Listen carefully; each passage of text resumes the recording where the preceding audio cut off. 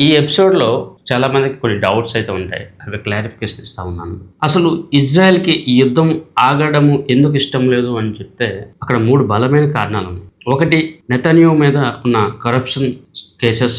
ఒకవేళ యుద్ధం లేకపోతే ఇంటర్నల్‌గా ఆ దేశంలో జరుగుతున్న కోర్టు ట్రయల్ ఇవన్నీ ఆయన ఫేస్ చేయాల్సొస్తుంది. మరో ముఖ్యమైనది, ఇజ్రాయెల్‌కి దానికి నార్త్ సైడ్‌లో ఉన్న లెబనాన్‌కి ఒక బౌండరీ ఉంటుంది. ఆ బౌండరీ, ఆ సరిహద్దులో ఉన్న చాలామంది పాలస్తీనీ వాళ్ళని ఈ లెబనాన్ వైపు తోసుకుంటూ పోవాలి. అండ్ లెబనాన్‌కి, ఇజ్రాయెల్‌కి మధ్యలో ఉన్న ఆ ల్యాండ్‌లో కొంత బఫర్ జోన్ కింద క్రియేట్ చేసి చాలా వరకు ఇజ్రాయెల్ సేఫ్ జోన్‌లో ఉండేటట్టుగా ప్లాన్ అనేది గత కొన్నాళ్ళుగా జరుగుతా ఉంది.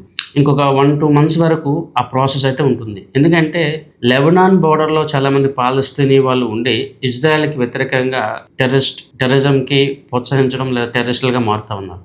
అది ఇజ్రాయెల్‌కి ఎట్టి పరిస్థితిలో ఇష్టం లేదు.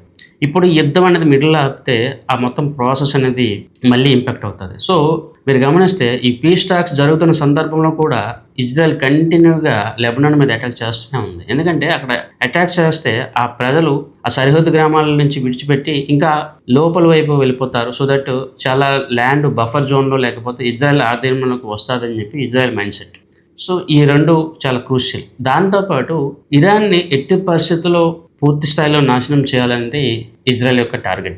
మరోవైపు అమెరికాకి కూడా ఈ వార్ అనేది ఇప్పుడు అన్నెసెసరీగా ఒక ప్రెస్టీజియస్ ఇష్యూ కూడా అయిపోయింది. ఈ అన్ని కారణం వల్ల ఎట్టి పరిస్థితుల్లో యుద్ధం అనేది ఆగే ఛాన్సెస్ లేదు. యుద్ధం అనేది మరింత కొనసాగే అవకాశాలు ఎక్కువగా కనిపిస్తా ఉన్నాయి.